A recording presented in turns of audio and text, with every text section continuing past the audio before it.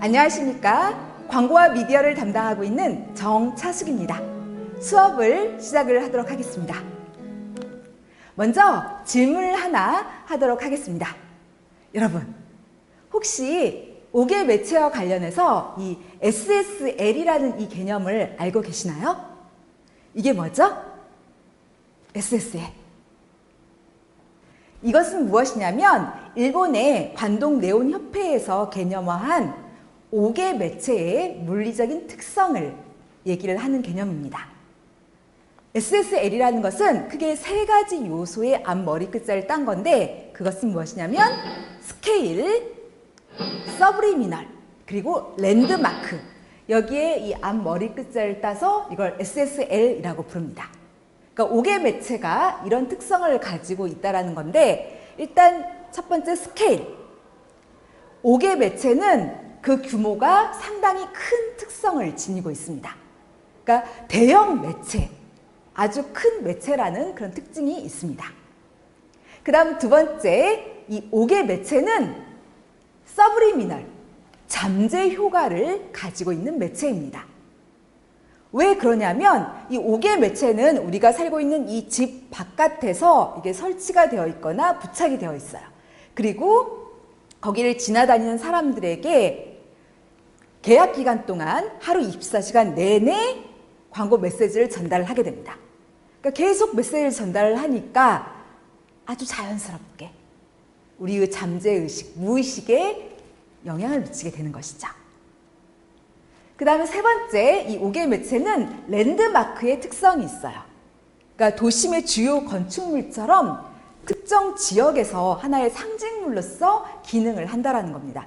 그래서 예를 들어서 다음에 이 광고가 있는 이곳으로 와, 이런 식으로 약속 장소로 사람들이 활용한다던가 이런 상징성의 특성을 보이게 됩니다.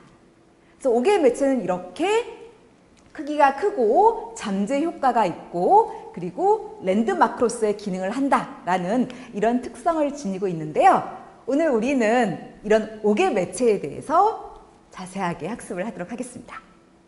자, 먼저 이거에 대해서 살펴보기 전에 지난 시간에 배웠던 내용을 복습을 하도록 하겠습니다. 우리는 지금 여러 주에 걸쳐서 다양한 광고 매체와 그 특징들을 학습을 하고 있어요.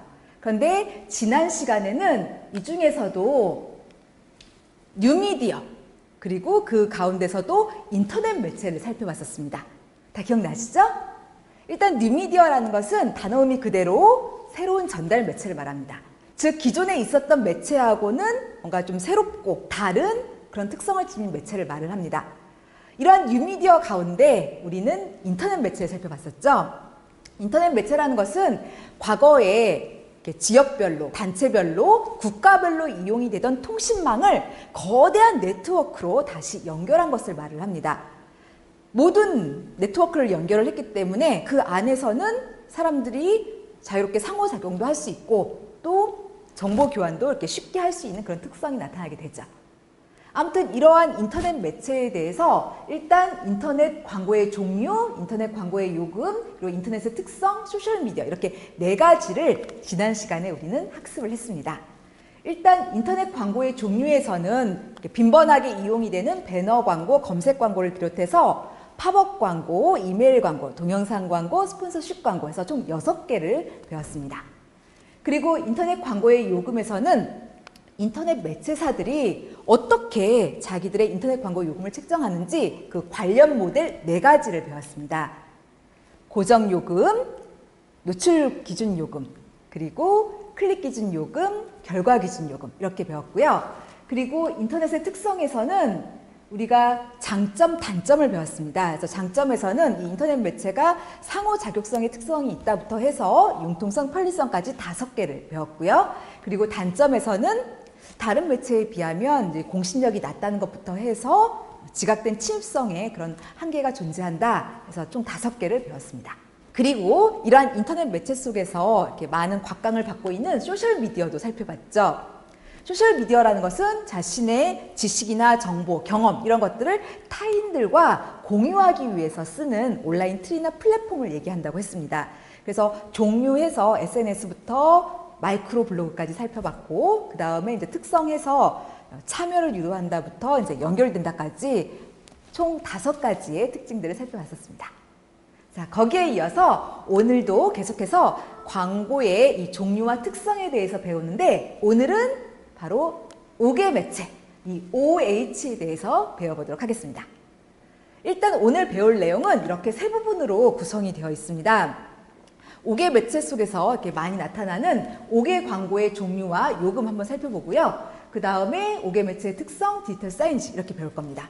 그래서 5개 광고의 종류 요금에서는 일단 대표적인 5개 광고의 그 형태인 빌보드, 전광판 광고, 네온사인 광고, 그리고 교통 광고 이렇게 4가지를 보고 그 다음에 5개 광고 요금 책정에 영향을 주는 여러 요인들을 배워보도록 합니다. 그 다음에 5개 매체의 특성에 가서는 장점 2개 그리고 단점 6개를 학습을 하겠습니다. 그리고 디지털 사이언스에 가서는 5개 매체의 한 유형인 이 디지털 사이언스의 그 정의 한번 살펴보고요. 그 다음에 특징 6개, 그 다음에 파사드 이렇게 배워보도록 하겠습니다. 자, 그럼 먼저 매체 개관부터 하도록 하겠습니다.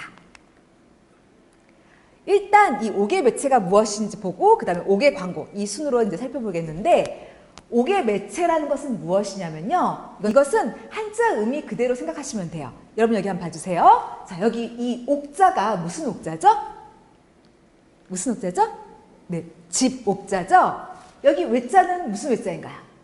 네, 바깥 외자죠. 그래서 이 한자 의미 그대로 집, 옥, 그러니까 우리가 살고 있는 이 집, 그 다음에 외, 이 집 바깥에서 이게 부착이 되거나 또는 설치가 되어서 거기를 이제 지나다니는 운전자나 행인들에게 광고 메시지를 전달하는 매체, 이것을 5개 매체라고 정의를 합니다. 그러니까 우리가 살고 있는 이 집 바깥에서 집행이 되는 여러 광고 매체들, 이게 바로 5개 매체입니다. 이 5개 매체는 광고 매체 역사에서 가장 그 역사가 오래된 미디어입니다.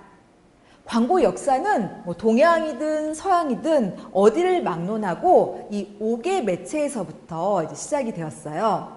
그래서 우리가 그동안 배웠던 뭐 TV나 라디오, 신문, 잡지 이런 전통적인 매체보다도 더 역사가 오래된 게 바로 이 5개 매체입니다.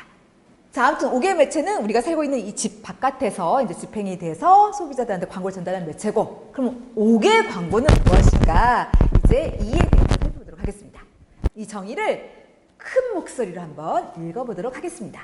읽으실 때 꼭 머릿속으로 의미 생각하시면서 읽어주시기 바랍니다. 자, 5개 광고란 공중에게 항상 또는 일정 기간 계속 노출이 되어 공중이 자유로이 통행하는 장소에서 볼 수 있는 광고. 네.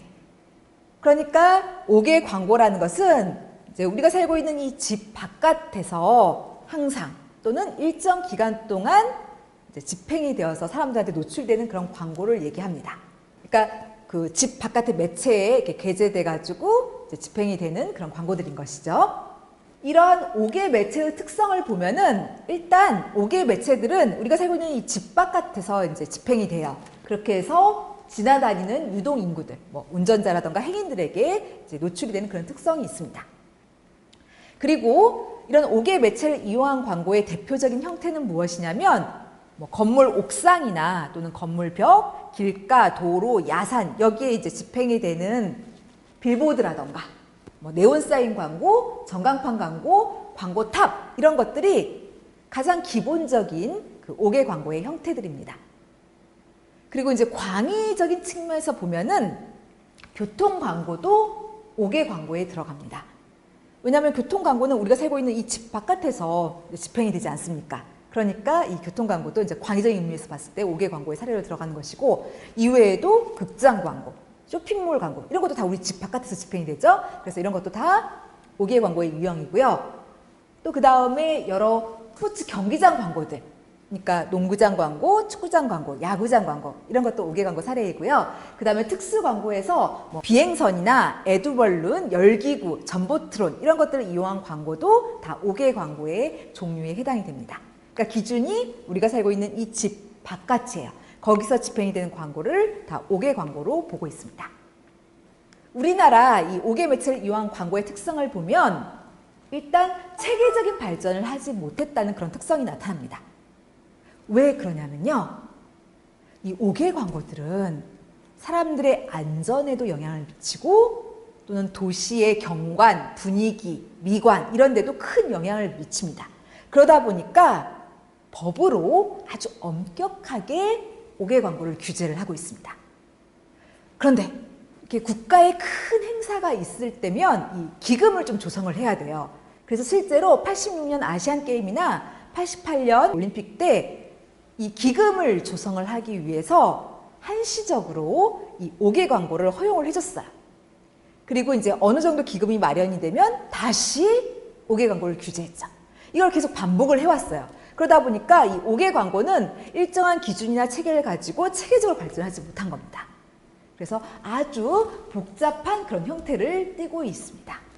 자, 이제는 첫 번째로 이런 5개 매체 속에서 보여지는 이 5개 광고의 종류와 요금을 보도록 하겠습니다.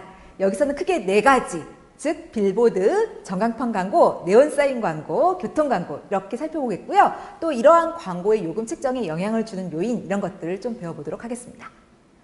먼저 이 5개 광고 요금은요. 굉장히 복잡한 특성을 지니고 있습니다. 왜 그러냐면은 우리가 그동안 배웠던 다른 매체의 광고 요금보다도 더 많은 영향 요인이 영향을 주기 때문에 그렇습니다. 이 5개 광고 요금에는 교통량도 영향을 줘요.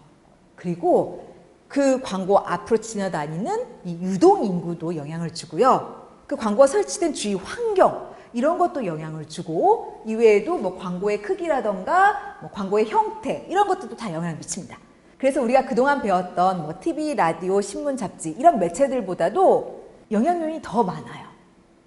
그래서 아무래도 영향 요인이 너무 많고 고려할 것들이 많다 보니까 다른 매체들에 비해서 그 광고 요금이 굉장히 체계가 복잡한 그런 특성을 보입니다. 아무튼 이걸 좀 인지해 놓고 이제 광고 종류와 광고 요금 이렇게 보도록 하겠습니다. 자, 그럼 첫 번째로 5개의 광고의 종류로 빌보드를 먼저 살펴보도록 하겠습니다.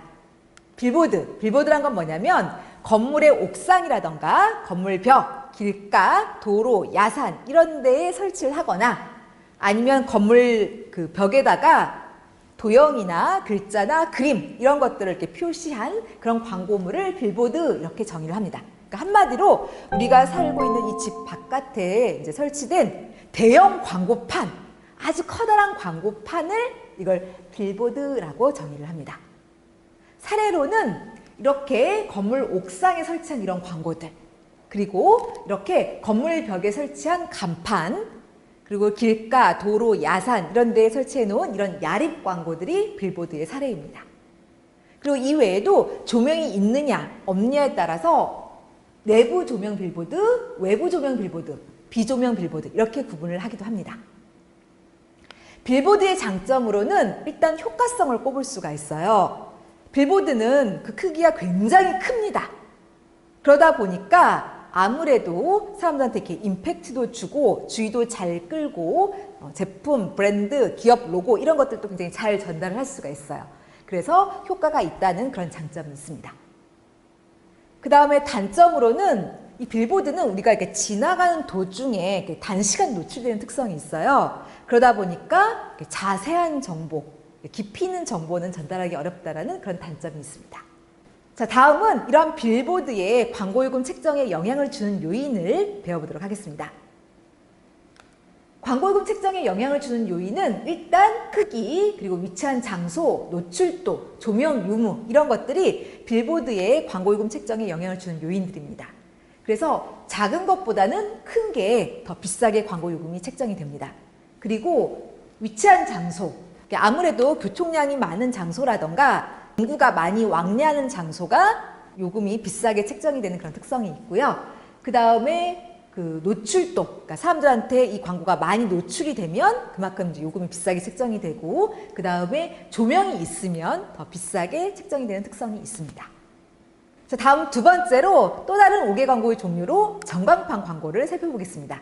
이것은 큐보드라던가 컬러비전, LED 이런 것들을 이용을 해가지고 전자식 발광이라던가 또는 화면 전환 이런 특성을 활용을 해서 이 보여주는 내용을 이렇게 자꾸 변환을 합니다. 그렇게 해서 동영상도 전달을 하고 그 다음에 텍스트, 기호 이런 것들을 표현하는 광고, 이것을 전광판 광고라고 합니다. 그러니까 한마디로 우리 집 바깥에 설치돼서 이제 집행이 되는 대형 TV라고 생각하시면 돼요. 여러분 이런 거 많이 보셨죠? 마치 TV처럼 동영상이라든가 이런 게 나오는 광고물들을 보셨을 텐데 이게 바로 전광판 광고입니다.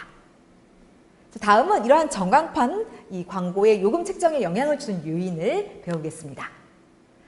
요금 책정에 영향을 주는 요인은 위치, 크기, 사용 방법, 유동 인구 이런 것이 이제 영향을 주게 됩니다. 그래서 아무래도 이제 유동 인구, 그 전광판 광고 앞에 유동 인구가 많은 곳이면은 광고 요금이 좀 비싸게 책정되는 특성이 있고요. 그 다음에 그 크기가 이렇게 아주 크고 그리고 이제 시내라던가 이런 위치라면은 이제 광고 요금이 비싸게 책정이 되는 그런 특성을 보입니다. 자, 다음 세 번째 5개 광고의 종류로 이제는 네온 사인 광고를 들겠습니다. 네온 사인 광고, 이것은 무엇이냐면 이 유리관에 전극을 연결을 하고 그 다음에 거기에 이제 가스를 주입을 하고요. 그 다음에 이 유리관 내부에 착색된 형광 재료 이런 것들을 활용을 해가지고 다양한 색상을 표현하는 그런 광고물들이 있는데 이것을 네온 사인 광고라고 얘기합니다. 이 네온 사인 광고는 그것을 이렇게 자유롭게 원하는 모양으로 이렇게 구부린다거나 아니면 전멸기를 쓴다거나 아니면 유리관의 색상을 다채롭게 해가지고 굉장히 다양하게 변형시켜서 쓸 수가 있습니다. 네온 사인 광고의 장점으로는 특히 밤에 브랜드 로고라든가 상호명, 그 다음에 기업 로고 이런 것들을 소비자한테 시각적으로 잘 전달한다는 그런 장점이 있습니다. 예를 들어본다면 이런 식의 광고가 바로 네온 사인 광고입니다. 지금 보시면은 유리관을 구부려가지고 상호명, 또 기업의 로고, 브랜드 로고 이런 것들을 전달하는 이런 식의 광고, 이것이 바로 네온 사인 광고입니다. 특히 밤에 빛을 발하기 때문에 사람들한테 임팩트 있게 메시지를 전달할 수가 있죠. 이런 네온 사인 광고의 그 요금 책정에 영향을 주는 요인을 보겠습니다. 영향 요인으로는 규격, 위치, 노출도 이런 것들이 요금 책정에 영향을 주게 됩니다. 그래서 이 네온 사인 광고가 얼마나 사람들한테 노출이 잘 되느냐, 많이 노출될수록 이제 비싸게 책정이 되고요. 그리고 규격, 작은 것보다는 이제 큰 것이 비싸게 요금이 책정이 되고요. 그리고 위치, 시내 중심가다 이러면은 이제 비싸게 요금이 책정이 되는 그런 특성을 보입니다. 지금까지 살펴본 것은 일반적인 5개 광고의 유형입니다. 이제는 좀 광의적인 측면에서 봤을 때 이제 5개 광고의 종류로 분류되는 교통 광고를 살펴보도록 하겠습니다. 5개 광고라는 것은 우리가 살고 있는 이 집 바깥에서 집행이 되는 광고입니다. 교통 광고는 우리가 살고 있는 이 집 바깥에서 집행이 되니까 당연히 이제 5개 광고의 범주에 들어가는 것이죠. 자, 그러면은 정의를 살펴보도록 하겠습니다. 교통 광고라는 것은 일단 교통수단, 택시, 버스, 지하철, 비행기 이런 교통수단이나 아니면 교통시설물, 그러니까 버스 정류장, 기차역, 지하철 플랫폼, 공항, 터미널 이런 교통시설물에다가 광고를 부착하거나 아니면 설치를 해서 그 교통수단을 이용하려는 사람들 또는 이제 그 근처를 다니는 행인들에게 노출되는 그런 광고, 이것을 교통광고라고 얘기를 합니다. 유형을 살펴보면은 지금 이 정의에 나와 있는 것처럼 크게 두 가지의 종류로 구분을 할 수가 있습니다. 즉, 교통수단을 이용한 광고, 그 다음에 교통시설물을 이용한 광고입니다. 그래서 먼저 교통수단 이용 광고 이 종류부터 살펴보도록 하겠습니다.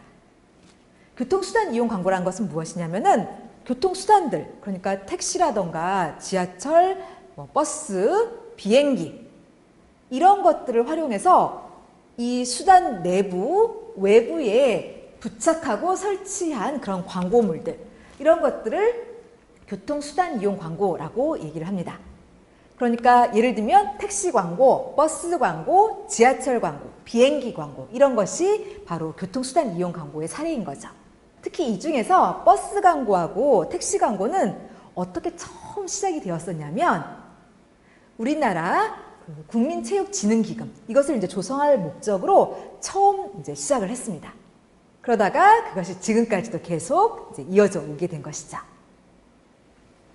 그 다음에 교통시설물 이용 광고는 무엇이냐면 이것은 말 그대로 그 교통시설물들, 그러니까 버스 정류장이라던가 또는 뭐 터미널, 공항, 바로 이제 이런 데다가 광고물을 이렇게 부착을 하거나 아니면 이렇게 따로 이렇게 설치를 한다거나 해가지고 이 교통수단 이용자, 그 다음에 이제 그 근처에 지나다니는 사람들, 이런 사람에게 이제 전달하는 그런 광고물들을 교통시설물 이용 광고라고 얘기를 합니다. 그래서 교통시설물 이용 광고의 사례로는 버스 정류장 광고, 고속도로 광고, 터미널 광고, 공항 광고 이런 것들을 예로 들 수가 있습니다.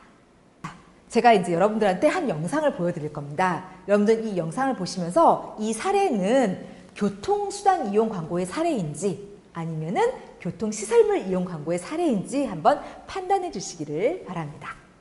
일단 이 광고에 대해서 좀 설명을 드리면 이 광고는 브라질 상파울루에서 집행이 되었습니다.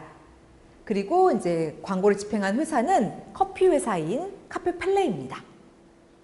한 대학의 조사에 따르면 사람들은 다른 사람이 하품을 하면 약 70%가 따라서 하품을 한다고 합니다. 이 조사의 결과를 바탕으로 이제 카페펠레는 다음과 같은 광고를 집행을 했는데 일단 5개 광고물을 만들었어요. 근데 이 5개 광고물은 그 안에 센서가 내장이 되어 있어요. 그래서 이 5개 광고물 앞에 사람이 지나가면은 그 광고 속에 남자가 하품을 하는 그런 영상이 송출이 되게 되어 있습니다. 그래서 특히 이 광고 앞에 사람이 많이 지나다니면 많이 지나갈수록 이제 하품을 많이 하고 또 사람들이 따라서 하품을 하게 되죠. 그래서 일정 숫자 이상으로 이렇게 많이 하품을 하게 되면 어떤 일이 일어납니다. 자, 무슨 일이 일어나는지 한번 영상을 통해서 확인을 해보도록 하겠습니다. 자, 광고 보시겠습니다.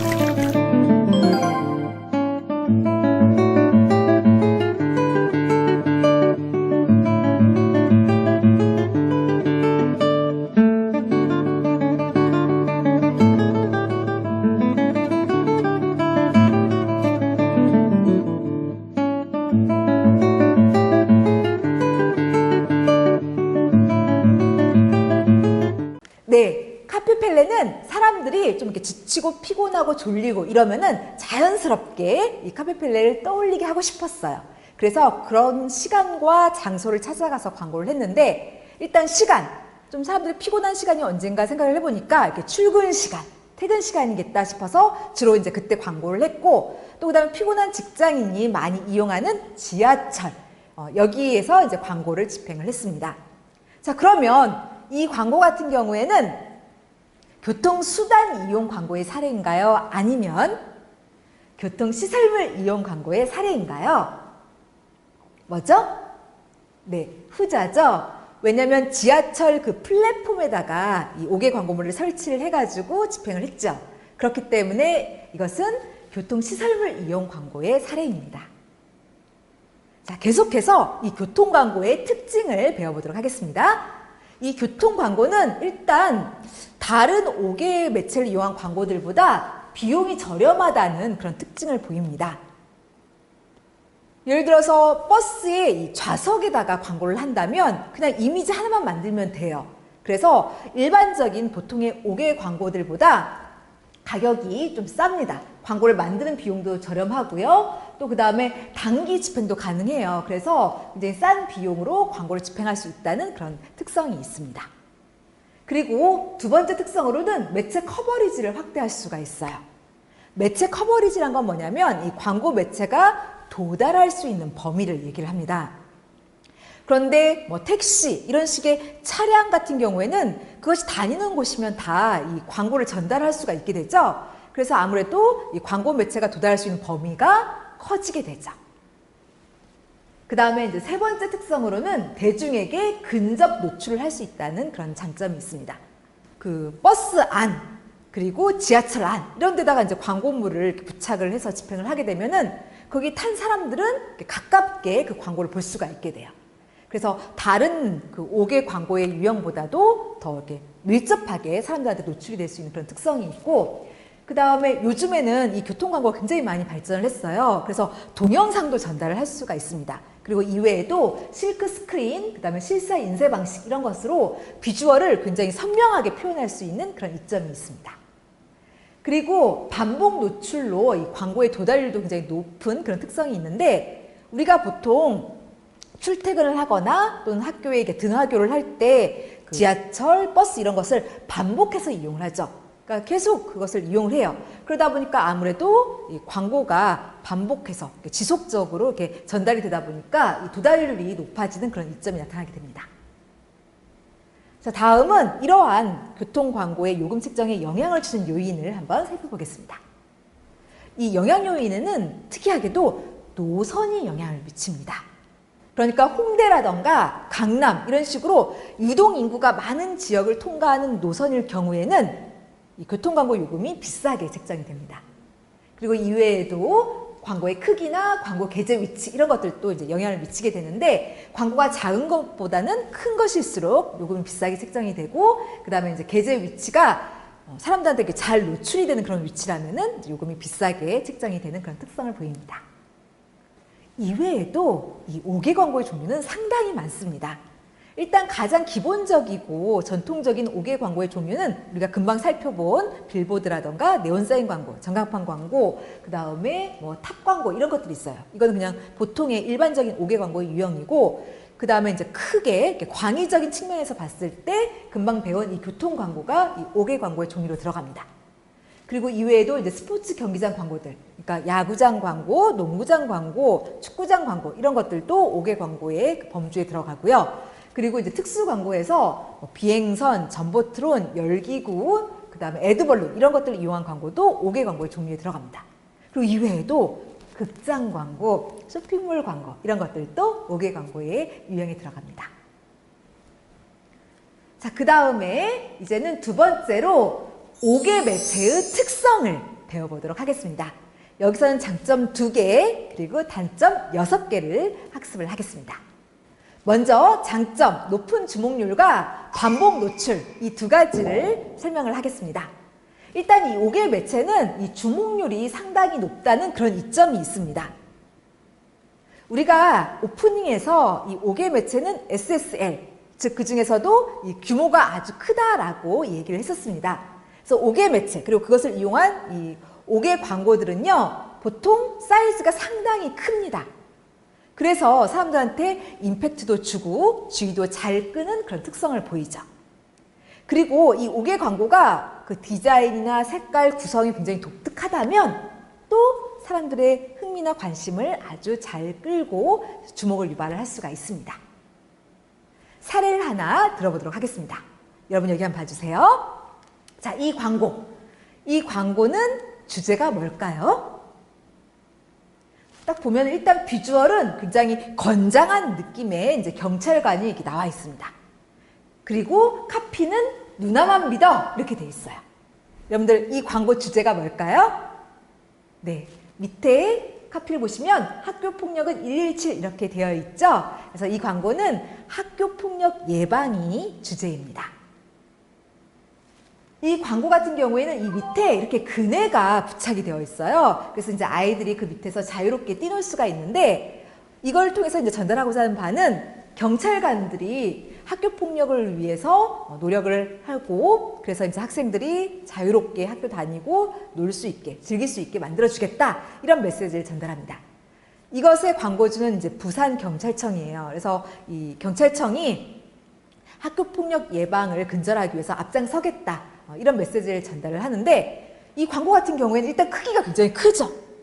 그리고 또 이렇게 그네까지 부착해서 굉장히 그 구성을 독특하게 했어요. 그러다 보니까 자연스럽게 이 광고에 주목하게 됩니다. 그래서 이렇게 5개 매체 그리고 이것을 이용한 광고물들은 사람들의 주의를 잘 끄는 그런 장점이 있습니다. 자, 부산경찰청은요, 사실 이런 5개 광고만 집행을 한 게 아닙니다. 이거 외에도 굉장히 다양한 여러 5개 광고들을 했는데 이제 그 사례를 제시를 할 겁니다. 보시면서 정말로 이 5개 매체 그리고 5개 광고들이 주의를 잘 끄나 한번 생각하면서 봐주시길 바랍니다. 이 자료는 MBN 뉴스 자료입니다. 한번 보시겠습니다. 부산에 누나만 믿어라고 적힌 이색 광고판이 등장하면서 시민들과 누리꾼들의 관심을 끌고 있습니다. 누나만 믿어, 슈퍼맨, 스파이더맨, 대체 무슨 광고일까요? 안준우 기자가 알아봤습니다. 가로 4m, 높이 3m의 대형 광고판. 경찰 제복을 입은 근육질의 여경. 누나만 믿으라 문구가 시민들의 눈길을 사로잡습니다. 광고판에 설치된 그네도 직접 탈 수 있습니다. 경찰이 학교폭력 예방을 위해 설치한 광고판입니다. 친구들 뒤에 항상 언니 오빠 같은 든든한 경찰관들이 있다는 걸 믿고 항상 117로 어려워하지 말고 상담을 하라는 그런 의미를 담고 있습니다. 경찰차 한 대가 긴 철판을 뚫고 달려갑니다. 옛 부산 남부경찰서 건물벽에 설치된 총알경찰차. 총알처럼 빨리 달려가겠다는 경찰의 의지를 표현한 겁니다. 새총지구대로 불리는 부산의 한 지구대도 신속히 출동하겠다는 의미를 담은 4m 높이의 이색 조형물이 설치됐습니다.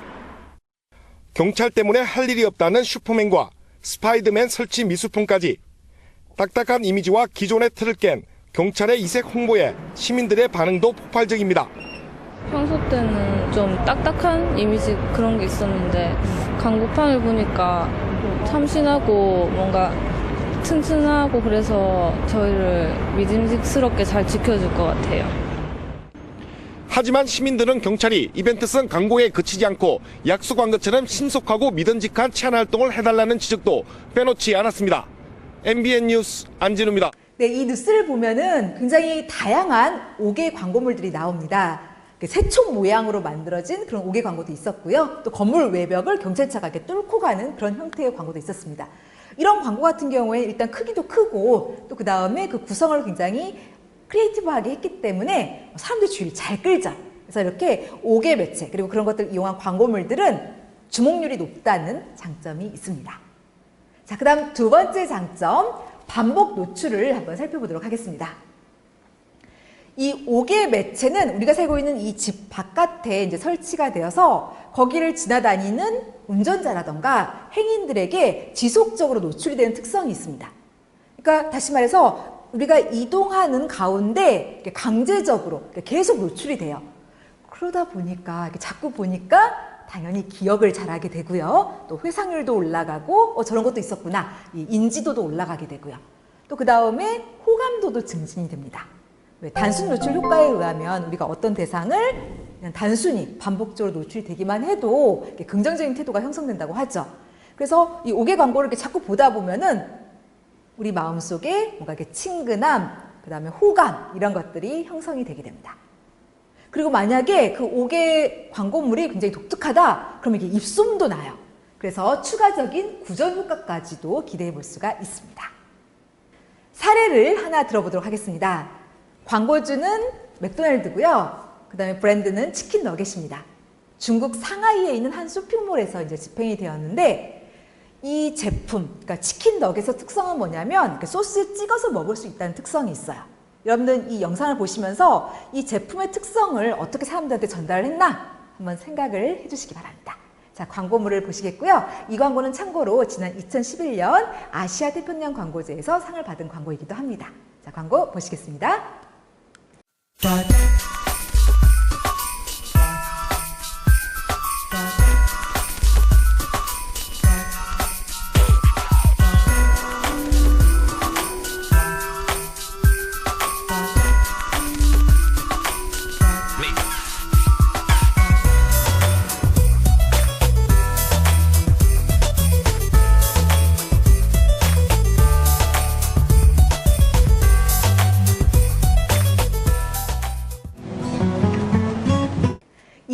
너겟은 이렇게 소스에 찍어 먹을 수 있는 그런 특성을 가지고 있습니다. 이걸 사람들한테 효과적으로 전달하기 위해서 어떻게 했죠?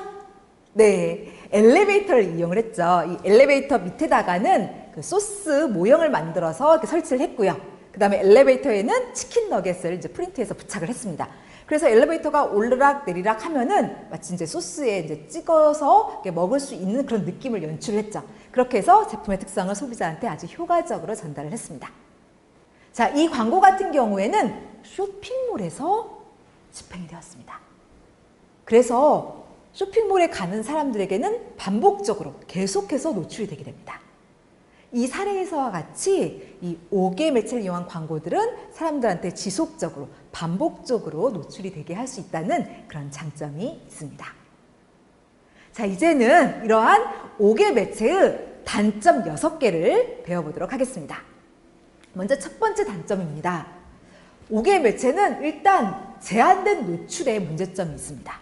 크게 두 가지 제한, 즉 시간적 제한과 지역적 제한이 있습니다. 먼저 시간적 제한부터 설명을 드리면 이 5개 매체를 이용한 광고는 사람들이 이렇게 운전하다가 잠깐 보거나 아니면 이렇게 걸어가다가 잠깐 보게 됩니다. 그러니까 우리가 이동 중에 단시간 노출이 되는 특성이 있어요. 그래서 이렇게 잠깐밖에 노출될 수 없다는 그런 문제점이 있고요. 그 다음에 지역적 제한은 뭐냐면 사실 이 5개 매체를 이용한 광고는 특정 지역에 이렇게 부착이 되거나 설치가 돼요. 이런 특성을 지역성이라고 부릅니다. 이게 5개 매체의 큰 특성인데 아무튼 이런 지역성의 특성이 있다 보니까 그 5개 매체가 설치된 지역에 가지 않으면 그 광고가 노출이 되지 않는다는 그런 단점이 있게 됩니다. 물론 요즘은 이런 한계점을 극복하기 위해서 뉴미디어를 활용해요. 그러니까 영상으로 이렇게 촬영을 한 다음에 그걸 유튜브 이런 데에 업로드를 해서 이렇게 많은 사람들이 볼 수 있게 합니다.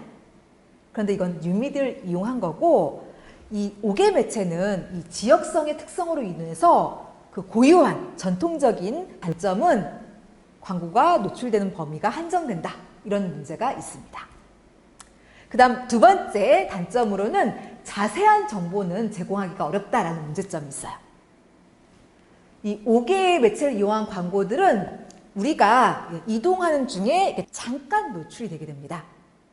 그러다 보니까 이 5개의 매체는 일단 굉장히 단순한 메시지로 아주 간결한 메시지로 구성을 하게 돼요. 따라서 아주 많은 정보를 전달을 해서 사람들을 이성적으로 합리적으로 설득하는 것은 어렵습니다. 그리고 광고 표현 방식도 뭐 자세하게 풀어서 이렇게 얘기한다던가 하는 이런 설명 방식 이런 것들도 쓰기가 어렵습니다. 자, 그다음 세 번째 5개 매체의 단점으로는 법적 제약, 공간적 제약을 꼽을 수가 있습니다. 이 5개 매체를 이용한 광고들은요, 일단 그 사람들의 안전이라던가 도시의 이미지, 미관 이런 데에 굉장히 큰 영향을 미치게 됩니다. 그러다 보니까 우리나라 같은 경우에는 5개 광고물 등의 관리와 5개 광고산업 진흥에 관한 법률, 이걸 줄여서 5개 광고물법이라고 부르는데 이런 법률, 시행령, 조례 이런 걸 이용해서 그 5개 광고의 크기, 그리고 사람과의 거리, 색깔, 높이 이런 것들을 아주 엄격하게 규제를 하고 있습니다. 제가 금방 이 5개 광고물은 도시 미관에 굉장히 큰 영향을 미친다고 말씀을 드렸는데 그 예를 한번 들어보겠습니다. 자, 여러분 질문 하나 하도록 하겠습니다. 혹시 이 수업을 듣는 수강생들 중에 수원이 고향인 친구가 있나요? 수원 사람 계신가요? 자, 그 친구들한테 좀 질문을 하겠습니다. 자, 여기 한번 봐주세요. 자, 수원이 고향인 친구들, 여기가 수원 어디인 것 같나요? 학원이 많이 있는 곳. 네, 여기는 수원의 학원가가 이제 밀집해 있는 정자동입니다. 근데 보시다시피 간판이, 그러니까 5개 광고가 굉장히 많습니다. 그런데 어때요? 이렇게 5개 광고물이 많으니까 뭔가 이렇게 시각적으로 아름다운 느낌이 안 들죠. 그래서 이렇게 5개 광고물들은 도시 미관, 이미지나 분위기, 경관에 굉장히 큰 영향을 미칩니다. 그리고 또 이제 5개 광고가 시민들의 안전에 영향을 미친다고 했는데 여러분들 얼핏 생각하기에 아니 무슨 광고가 사람들의 건강과 안전에 영향을 미치나? 이렇게 생각을 하실 수 있어요. 그런데 영향을 줘요. 자, 그 사례로 제가 SBS 모닝 와이드 그 프로그램을 편집해서 가져왔습니다. 여러분들 이걸 보시면서 5개 광고가 어떻게 사람들의 안전과 건강에 영향을 주는지 한번 판단해 주시기 바랍니다. 자, 영상물 보시겠습니다. 자, 바람만 불면 위험천만한 곳들이 있습니다. 이 간판들이 툭툭 낙엽이 되고 마는데요. 대형 사고로 번질 수 있는 위험천만한 상황도 벌어집니다. 자, 이것들 모두 허가를 받지 않은 불법 5개 간판들인데요. 간판이 규격이 너무 크기 때문에 작았으면 바람이 통과하기 때문에 떨어지지 않아요. 자, 가끔 이렇게 제정신 못 차리고 도로로 뛰어드는 입간판도 있습니다. 끝판이 날아왔어. 사고 날 뻔했어요. 거리 위 흉기로 돌변하는 불법 간판들. 추락사고뿐 아니라 간판 때문에 감전사고까지 발생할 수가 있습니다. 정이 흐르고 있다는 거예요, 이 안에서 저희 기계. 그럼 이거 밖에서는 안 되니까 철거하셔야 돼요. 이게 피부 벗겨지는 거예요. 특히나 비가 많이 오는 장마철에는 간판으로 인한 감전사고가 더욱 위험해지겠죠. 피복이 벗겨지면 그러니까 보호장치 없이 전기가 흐른다고 보면 됩니다. 그래서 사람이 바로 접촉을 하게 되면 감전이 바로 되는 네, 보시다시피 이 5개 광고물이 이렇게 뭐 떨어져서 안전사고도 일어날 수도 있고요. 또 그 다음에 이 5개 광고물에 이렇게 전류가 흘러서 감전사고도 일어날 수가 있어요. 그래서 이렇게 5개의 광고물들은 도시 미관에도 영향을 주고 사람들의 건강, 안전에도 영향을 미칩니다. 그러다 보니까 당연히 우리나라는 법으로 엄격하게 규제를 하고 있습니다. 또한 이 5개 매체는 공간적 제약도 큽니다. 좋은 위치는 많은 광고주들이 다 거기다 광고를 하려고 해요. 그 공간에다가. 그래서 내가 이 공간을 원한다고 해서 자유롭게 거기다 광고를 할 수가 없는 경우도 발생을 하고요. 또 이 5개의 매체는 뭐 신문 매체, 잡지 매체와는 다르게 초기 시설 투자비가 필요해요. 뭐 광고 탑을 세운다거나 아니면 뭐 애도벌룬을 띄운다던가 이런 식으로 해서 일단 초기 그 시설 투자비가 들어가는 것도 이제 문제가 됩니다. 그래서 이렇게 공간적으로 이렇게 광고를 할 수 있는 이 공간적으로도 제약이 심하다는 것이 단점입니다. 자, 그 다음 5개 매체의 또 다른 단점으로는 정확한 광고 효과를 측정하기가 어렵다라는 문제가 있습니다. 이 광고 효과 측정 기반이 아주 미약한데 5개의 매체를 이용한 광고들은 무차별적으로 사람들한테 노출이 돼요. 그러다 보니까 얼마나 많은 사람들이 이 5개 광고를 봤는가, 그리고 봤다면 얼마나 깊이 있게 이 광고를 봤는가, 이런 것들을 정확하게 측정해내기가 힘듭니다. 그리고 5개 매체를 이용한 광고는 영향 요인이 상당히 많아요. 일단 교통량도 영향을 주고, 그 다음에 유동 인구도 영향을 주고요. 그리고 그 광고가 설치된 주위 환경, 이런 것들도 영향을 줘요. 그래서 그런 요소들을 싹 빼고 순수한 5개 광고만의 효과를 측정하기가 힘들죠. 그리고 이 5개 광고는 사람들이 이렇게 이동하는 중에 잠깐 보거나 아니면 운전하는 중에 잠깐 보게 돼요.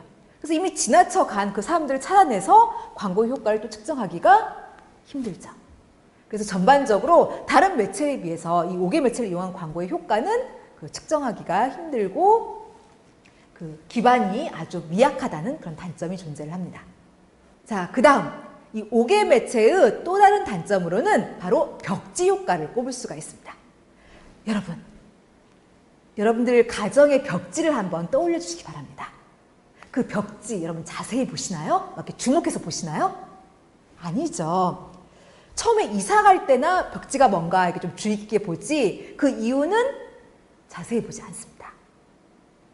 바로 그와 마찬가지로 우리가 이 5개 매체를 이용한 광고는 처음엔 좀 보긴 해요. 그런데 그게 일정 수준 이상으로 이렇게 노출이 되게 되면 마치 집의 벽지처럼 사람들이 더 이상 주목을 하지 않는 그런 특성이 나타나요.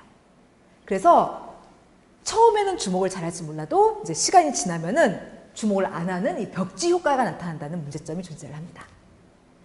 자, 6번째 5개 매체의 또 다른 문제점으로 고비용을 꼽을 수가 있습니다. 잡지 매체라던가 신문 매체 이런 것들에 비해서 대부분의 5개 매체는 그 광고 제작비가 큽니다. 일단 5개 매체는 대부분이 그 크기가 아주 큽니다. 대형 광고들이에요. 그러다 보니까 뭐 작은 이제 신문 광고, 잡지 광고 이런 것들에 비해서 이제 광고 제작비가 비쌉니다. 물론 싼 것도 있죠. 근데 대체적으로 이제 봤을 때 일반적인 5개 광고들은 그 크기가 크다 보니까 광고 제작비도 이제 비싼 그런 문제가 있습니다.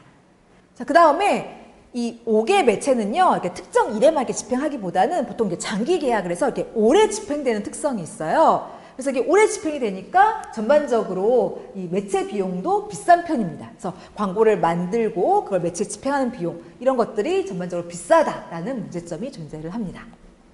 자, 세 번째, 이 5개 매체의 한 형태인 디지털 사이니지에 대해서 배워보도록 하겠습니다.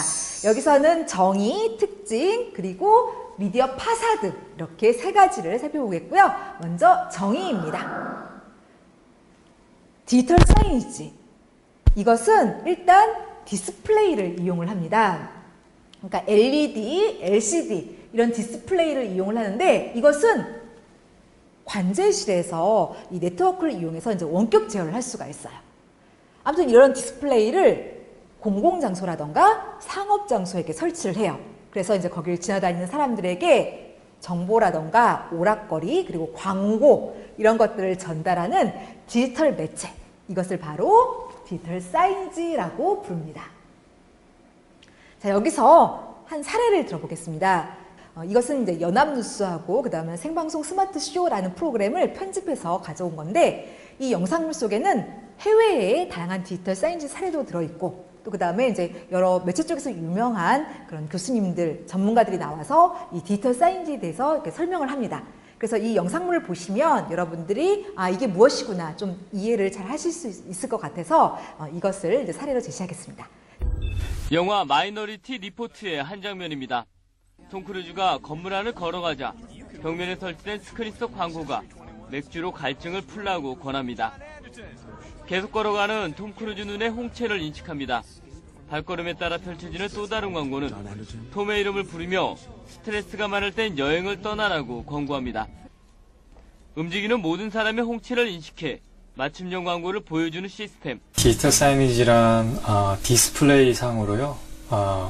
음악이라든가 아니면 영상이라든가 그 밖에 인터랙티브 기능이 포함돼서 디지털 인포메이션을 전달하는 그런 영상 매체라고 보시면 되겠습니다.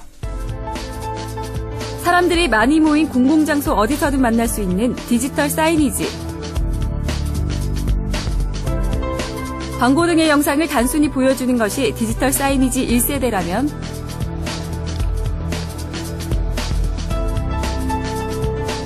이젠 사람들이 직접 정보나 영상을 검색하고 즐길 수 있는 참여형으로 점차 진화하고 있습니다. 즉 쌍방향 커뮤니케이션이 가능해진 것. 쉴 새 없이 막 누르시네요.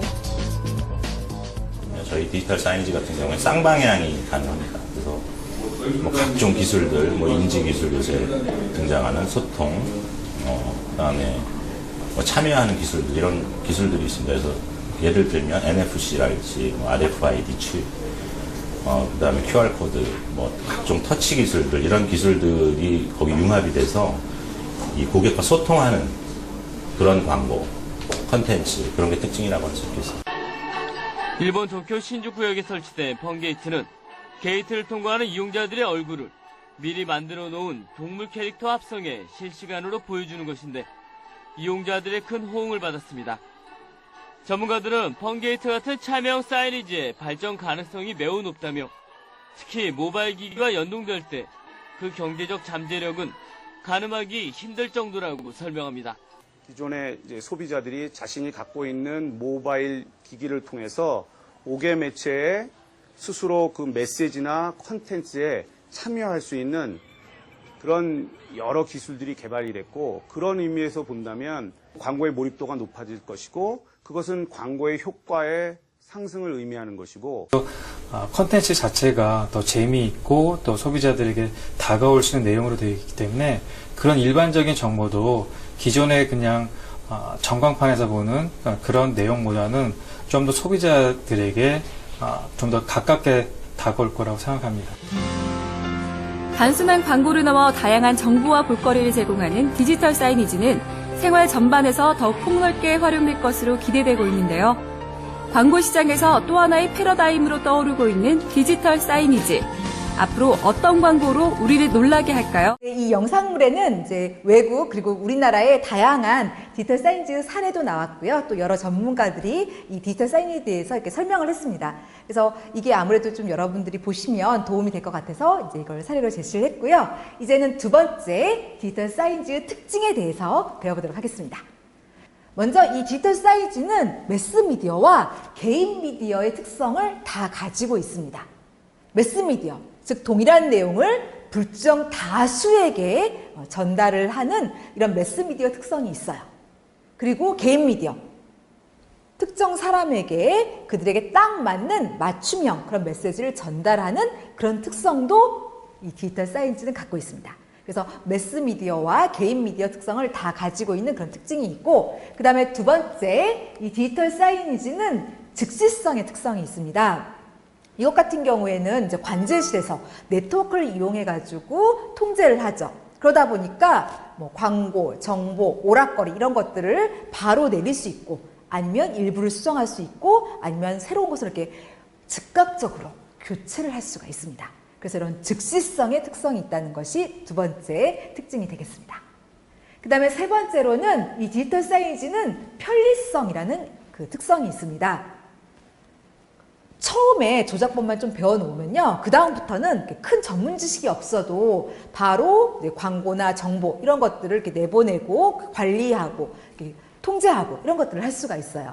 그래서 굉장히 이제 집행하는 입장에서는 아주 편리하다라는 이점이 있고요. 그 다음에 저비용의 특성이 있습니다. 이 디지털 사이니지는 일정 그 템플릿이 있어요. 그래서 그 템플릿을 활용을 해서 카피를 바꾼다거나 아니면 광고 비주얼을 바꾼다거나 이렇게 해가지고 금방금방 새로운 광고를 만들어낼 수가 있습니다. 그러다 보니까 전반적으로 그 광고 제작 비용 이런 것들이 좀 저렴하다라는 이점이 있습니다. 그 다음 디지털 사이니지의 또 다른 특성으로는 정밀한 타겟팅이 가능하다라는 것을 꼽을 수가 있어요. 요즘은 이 네트워크 인프라 기술이 상당히 많이 발전을 했습니다.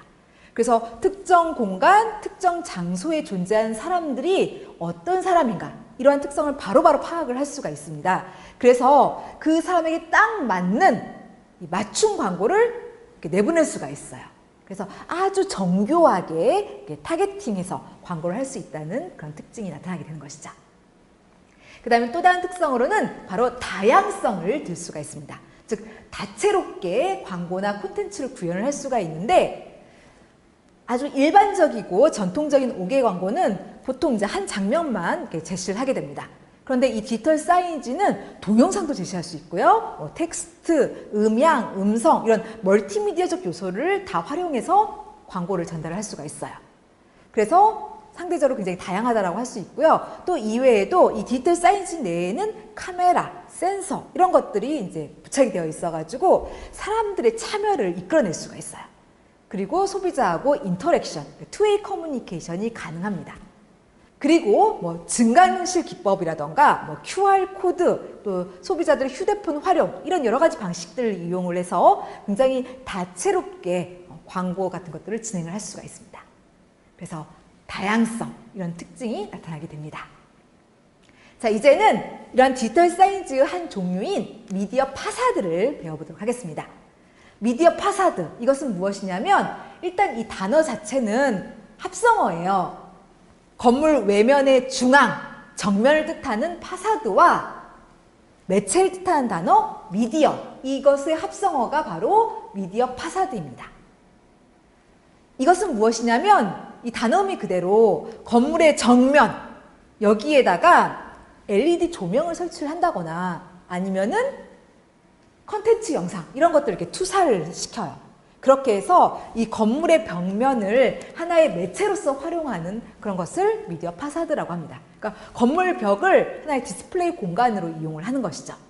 우리나라 같은 경우에는 2004년에 압구정동 갤러리아 백화점에서 이제 이걸 처음 시도를 했어요. 그래서 그것을 효시로 꼽고 있습니다.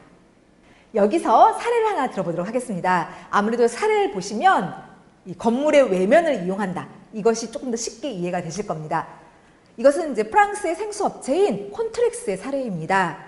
프랑스의 프렌치 시티 빌딩 그 광장에다가 이 콘트렉스는 자전거들을 설치를 했어요. 그래서 지나가는 사람들이 저게 뭐지? 이렇게 호기심을 가지고 이렇게 다가가게 만들고 그다음에 이제 그걸 타면 어떤 일이 일어납니다. 자, 무슨 일이 일어나는지 한번 보겠고요. 참고로 이 광고는 지난 2012년 칸 국제광고제에서 이 5개 매체 부분 동상을 그리고 클리오 광고제에서 역시 5개 매체 쪽에서 동상을 받았습니다.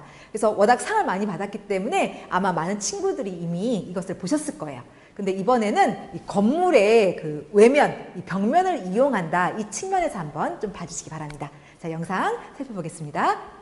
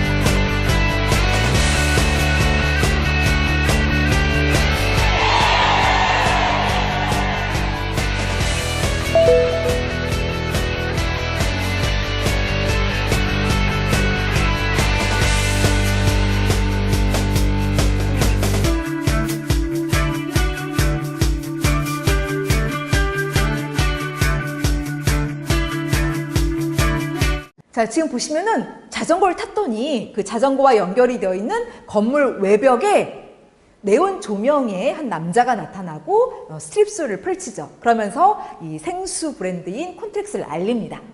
그런데 이것 같은 경우에는 건물 벽을 이용을 했죠. 그렇기 때문에 이게 바로 미디어 파사드의 사례가 되겠습니다.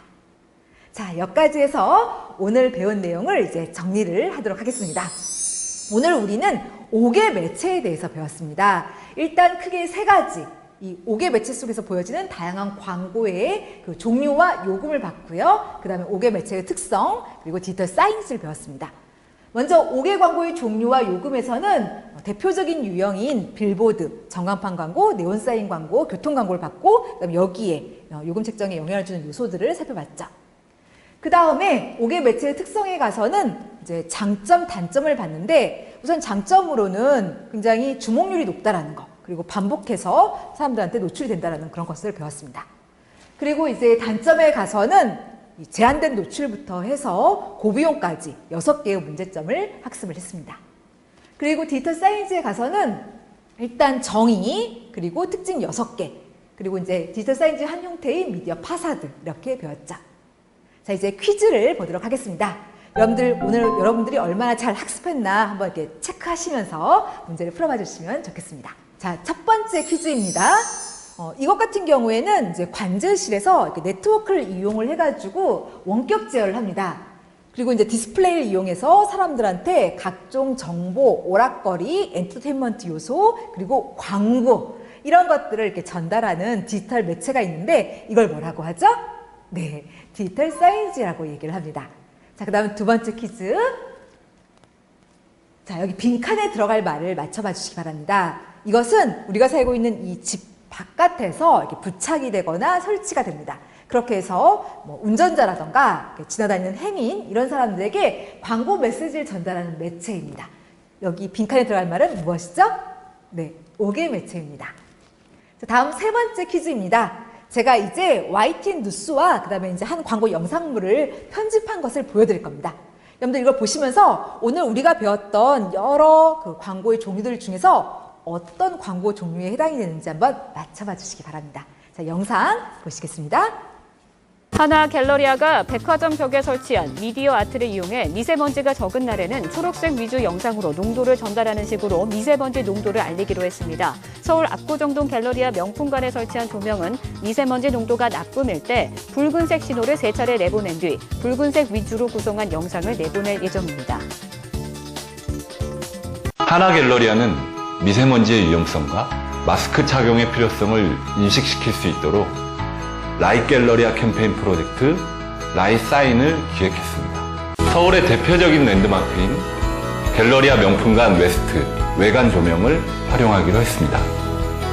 미세먼지 농도가 나쁨 이상일 경우 붉은 조명이 켜지고 경고 영상을 송출하여 시민들이 직관적으로 미세먼지를 인지할 수 있도록 설계했습니다. 미세먼지 때문에 걱정이 많은데 이렇게 신호를 알 수 있어서 많이 좋은 것 같습니다. 네, 백화점에서 이렇게 미세먼지 안 좋은 것도 알려주시고 이렇게 마스크도 이렇게 따로 주셔가지고 저는 굉장히 좋았습니다. 이 사례 같은 경우에는 압구정동에 있는 갤러리아 백화점, 여기 벽을 이용을 했어요. 그렇게 해서 미세먼지가 심하면 붉은색으로 표현을 하고, 그 다음에 이제 미세먼지가 별로 없으면 초록색 이런 것들로 이렇게 표현을 합니다. 그렇게 해서 이제 메시지를 전달하고 있는데 지금 건물 벽을 이용했어요. 그렇다면 이것은 5개 광고 종류 중에서 무엇에 해당이 되나요? 네, 그쵸? 바로 미디어 파사드의 사례가 되겠습니다. 자, 그 다음. 자, 건물 옥상이나 벽, 그리고 길가, 도로변, 야산, 이런 데 설치를 하거나 아니면 건물 벽에다가 그림, 도형, 문자, 이런 것들을 직접 표기한 이런 광고물을 뭐라고 부르죠? 네, 빌보드라고 얘기를 합니다. 자, 그 다음 강의 안내를 하겠습니다. 이제 광고 매체의 종류와 특성을 보는 것은 이제 오늘로 이제 종료가 되고요. 이제부터는 좀 다른 내용으로 넘어가게 됩니다.